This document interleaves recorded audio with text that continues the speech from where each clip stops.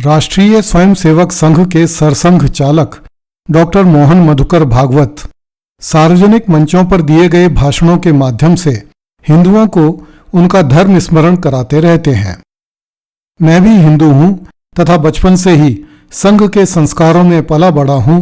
Doctor Hedgewar, गुरु गोलवलकर, छत्रपति शिवाजी और वीर विनायक दामोदर सावरकर के चित्रों को देख देख कर बड़ा हुआ हूं और आरएसएस को हिंदुओं की सबसे अच्छी, सबसे बड़ी, अनुशासित और अनुकरणीय संस्था मानकर आरएसएस में श्रद्धा रखता हूं।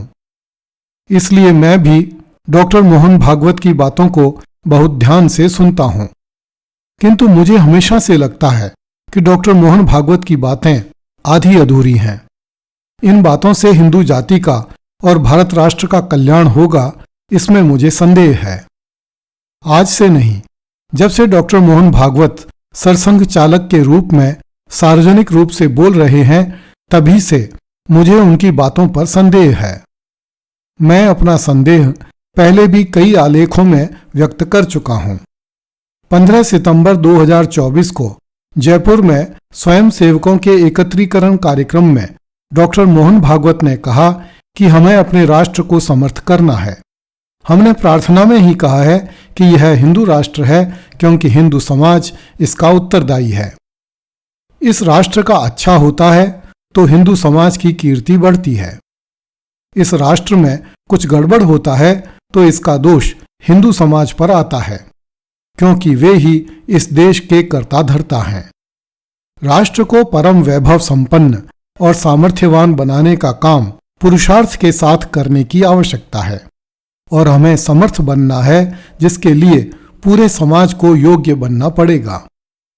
डॉक्टर भागवत ने यह भी कहा कि जिसे हम हिंदू धर्म कहते हैं, यह वास्तव में मानव धर्म है, विश्व धर्म है और सबके कल्याण की कामना लेकर चलता है। हिंदू का अर्थ विश्व का सबसे उदारतम मानव, जो सब कुछ स्वीकार करता है, सबके प्रति सद्भावना रखता है।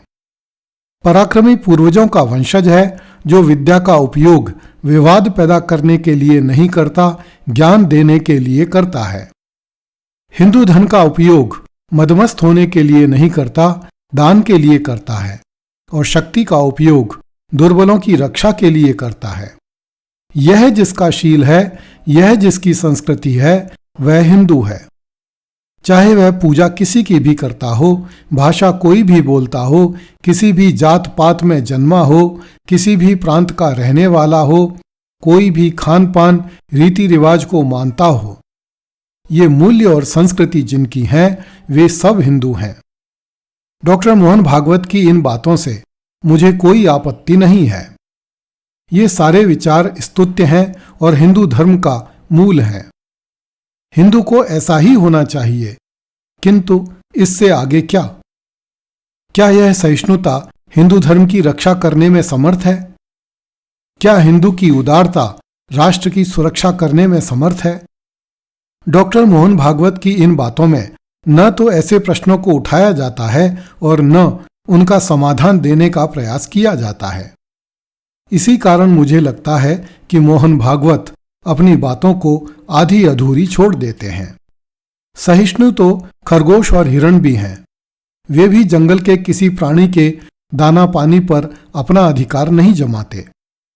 तो क्या हिंसक जंगली जानवर खरगोशों और हिरणों को जीवित छोड़ देते हैं? पलक झपकते ही मारकर खा जाते हैं। सहिष्णु तो धरती माता भी है, जो सबको धारण करती है, सबका पेट पालती है। इस पर भी क्या संसार के समस्त मानव धरती को अपनी माता मानकर उसकी रक्षा करते हैं? पलक झपकते ही इस पर बारूद और एटम बम फोड़कर धरती को दहला देते हैं। सहिष्णु और उदार तो गंगा जी भी हैं। बिना किसी भेदभाव के लोक लाभ और परलोक निभाव के सिद्धांत पर अटल रहती हैं। लोग अपने घरों में गंगाजल रखते हैं तथा मरते समय मुख में गंगाजल लेकर मरते हैं।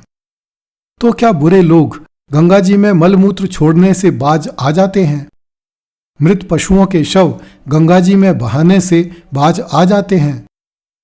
ऐसे सैकड़ों हजारों उदाहरण सहिष्णुता और उदारता के दिए जा सकते हैं।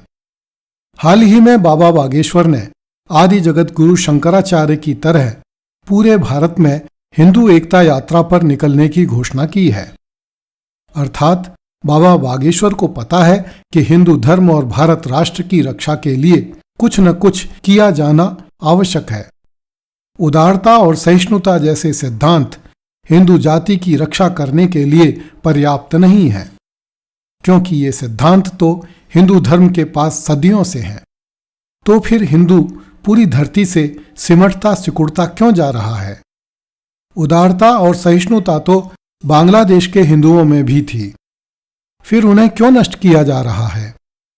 इस्कॉन मंदिर आज भी बांग्लादेश में गंगा जी की बाढ़ से पीड़ित लोगों को धर्म का भेद किए बिना पूरी सब्जी बांट रहा है, किंतु इस्कॉन मंदिर के सामने ही उदार और सहिष्णु हिंदुओं को गाजर मूली की तरह काटा जा रहा है। भगवान राम और सीता के वनगमन के समय का एक प्राचीन आख्यान है, जिसमें सीता जी राम जी से कहती हैं कि आपको वन्य पशुओं का आखेट करके हिंसा नहीं करनी चाहिए, अपने धनुष बाण त्याग देने चाहिए। इसके उत्तर में राम जी कहते हैं कि मैं आपको छोड़ सकता हूं, किंतु मैंने ऋषियों की रक्षा के लिए जो प्रतिज्ञा की है उसे नहीं छोड़ सकता। ऋषि मुनियों की रक्षा करने के लिए मुझे अपने शस्त्रों का अभ्यास निरंतर करना पड़ेगा, ताकि मैं राक्षसों का संहार कर सकूं। कुछ दिन पहले ही प्रधानमंत्री नरेंद्र मोदी ने संसद में कहा था कि अब सनातन को भी सोचना पड़ेगा। सनातन को क्या सोचना पड़ेगा? बिना बताए ही यह बात सब जानते हैं।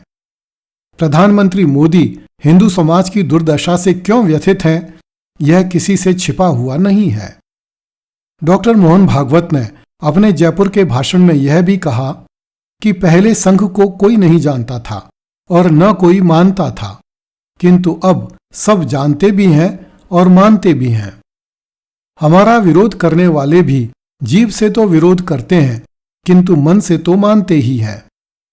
इसलिए अब हमें हिंदू धर्म, हिंदू संस्कृति और हिंदू समाज का संरक्षण राष्ट्र की सर्वांगीण उन्नति के लिए करना है। बिल्कुल ठीक बात है कि हमें हिंदू धर्म, समाज एवं संस्कृति की उन्नति राष्ट्र की उन्नति के लिए करनी है, किंतु क्या मोहन भागवत की यह बात सही है कि अब विरोधी भी आरएसएस को मन से मान रहे हैं? क्या मान रहे हैं? कौन मान रहे हैं? क्या राहुल गांधी, अखिलेश यादव, ममता बनर्जी और दिग्विजय सिंह जैसे नेता आरएसएस को मान रहे हैं? यदि विरोधी भी संघ की शक्ति को, सिद्धांतों को, आदर्श को मान रहे हैं, तो हिंदू विरोधी मानसिकता से ग्रस्त राजनीतिक पार्टियां, सोरोस के द्वारा खरीदे गए लोग आरएसएस पर आए दिन यह आरोप क्यों लगाते हैं कि बीजेपी और आरएसएस समाज को तोड़ने का काम करती हैं? यदि लोग संघ के हाथ में पकड़ी हुई लाठी को मान रहे हैं, तो फिर हिंसक एवं विरोधी मानसिकता के लोग रामनवमी की शोभा यात्रा से लेकर गणेश पांडाल एवं दुर्गा पूजा के पांडालों पर पत्थर क्यों फेंक रहे हैं? यदि विरोधी लोग हिंदुओं की उदारता और सहिष्णुता को मान रहे हैं, तो फिर आए दिन बाजार में बिकने वाली खाद्य वस्तुओं में थूकने, पेशाब करने, गाय का मांस मिलाने जैसी घटनाएं क्यों घट रही हैं? कुछ माह पहले भारत के एक बड़े प्रतिष्ठित संत, जहां तक मुझे स्मरण है, श्री अवधेशानंद जी ने यह घोषणा की थी कि यदि हिंदू धर्म पर संकट आया तो मेरे लाखों नागा साधु आपको देश के बॉर्डर पर मिलेंगे। क्यों मिलेंगे? क्या वे वहां शत्रुओं को उदारता और सहिष्णुता का विचार बांटने जाएंगे, या फिर हिंदू धर्म की रक्षा के लिए अपने प्राणों का बलिदान देने जाएंगे? स्पष्ट है कि राष्ट्र की रक्षा करने के लिए, हिंदू जाति की रक्षा करने के लिए मरने और मारने जाएंगे। संसार के प्रत्येक प्राणी को, चाहे वह पशु हो या मनुष्य, उसे अपना जीवन सुरक्षित बनाने के लिए केवल उदारता और सहिष्णुता नहीं चाहिए। इसकी एक सीमा है। सहिष्णुता और उदारता तभी तक सफल है जब दूसरे भी आपके इन गुणों में विश्वास रखते हों। जहां सिर धड़ से अलग किए जा रहे हों, वहां सहिष्णुता और उदारता कब तक किसी प्राणी की रक्षा कर सकती है? रामधारी सिंह दिनकर ने लिखा है, क्षमा शोभती उस भुजंग को जिसके पास गरल हो, उसको क्या जो दंतहीन, विषहीन, विनीत, सरल हो। यजुर्वेद कहता है, तेजो असि तेजोमय धेहि, वीर्यमसि वीर्यम मयि धेहि, बलमसि बलम मय धेहि, ओजो असि ओजोमय धेहि, मन्युरसि मन्युमय धेहि, सहो असि सहोमय धेहि, अस्यो जो मम देहि। अर्थात हे परमात्मा, आप में जो गुण हैं वे मुझे दें। आप में तेज है, मुझे तेज दें। आप में वीरता है, मुझे वीरता दें। आप में बल है, मुझे बल दें। आप में ओज है, मुझे ओज दें। आप में क्रोध है, मुझे क्रोध दें। आप में सहिष्णुता है, आप मुझे सहिष्णुता दें। इस प्रकार वेद भी सहिष्णुता के साथ वीरता, तेज, ओज और क्रोध की आवश्यकता को स्वीकार करता है। फिर हम केवल उदारता और सहिष्णुता की बात करके अपनी बात अधूरी क्यों छोड़ देते हैं? प्रकृति के सत्य बड़े कठोर हैं। हिंदू समाज को उनसे भी परिचित होना चाहिए। गुलाब के ठीक नीचे कांटे लगे रहते हैं। गुलाब सुगंध छोड़ता है और कांटा चुभन देता है। यदि गुलाब की झाड़ी को बरसों बरस जीवित रहकर फूलों की सुगंध छोड़ते रहना है तो उसे अपनी शाखाओं पर चुभने वाले कांटे भी धारण करने होंगे। कांटा जबरदस्ती किसी को जाकर नहीं चुभता, अपितु उसे चुभता है जो गुलाब तोड़ने के लिए गुलाब की झाड़ी की तरफ हाथ बढ़ाता है। कोई हिंदू यह नहीं कह सकता कि हिंदू को कांटे जैसा कठोर बनना चाहिए, किंतु कांटे से ही कांटा निकाला जा सकता है, इसे भी समझना चाहिए। हिंदू सहिष्णु है, इसका अर्थ केवल इतना है कि किसी का गला नहीं उतारना है, अपितु अपना गला भी तो बचाना है। उसके लिए भी तो हिंदू में समझ, शक्ति एवं प्रयास के तत्व मौजूद होने चाहिए। मेरा डॉक्टर मोहन भागवत से कोई विरोध नहीं है। वे संसार का सबसे बड़ा गैर सरकारी संगठन चला रहे हैं और बिना किसी भेदभाव एवं विवाद के चला रहे हैं। इस देश को राष्ट्रीय स्वयंसेवक संघ की बहुत आवश्यकता है। मैं केवल इतना कहना चाहता हूं कि सरसंघ चालक हिंदुओं का पूरा मार्गदर्शन करें, आधा अधूरा नहीं। हिंदू जाति को सहिष्णुता और उदारता के साथ साथ कम से कम इतना तेज और क्रोध भी धारण करने के लिए कहें जिससे हिंदू जाति अपनी रक्षा कर सके। आज ही अर्थात 16 सितंबर 2024 को आदित्यनाथ योगी ने कहा है कि कृष्ण के होठों पर मुरली अच्छी लगती है, किंतु उनके हाथों में सुदर्शन चक्र भी चाहिए। डॉक्टर मोहन भागवत को भी ऐसी बातें हिंदू जाति को बतानी चाहिए। डॉक्टर मोहन भागवत से अधिक इस बात को कौन जानता होगा कि हिंदू जाति कितने खतरे में है। हर शहर, हर गांव, हर गली में एक भेड़िया घूम रहा है जो दबे पांव हिंदू लड़कियों की तरफ बढ़ रहा है। पलक झपकते ही हिंदू लड़की गायब हो जाती है। मैं जानता हूं कि आरएसएस की शक्ति क्या है। जिस दिन मोहन भागवत हुंकार भरेंगे, सारी हिंदू लड़कियां भेड़ियों की पहुंच से दूर हो जाएंगी। भेड़िए दूर तक भी दिखाई नहीं देंगे। प्रश्न केवल इतना सा है कि डॉक्टर मोहन भागवत ऐसा कब चाहेंगे। मैं चाहता हूं कि मोहन भागवत हुंकार भरें।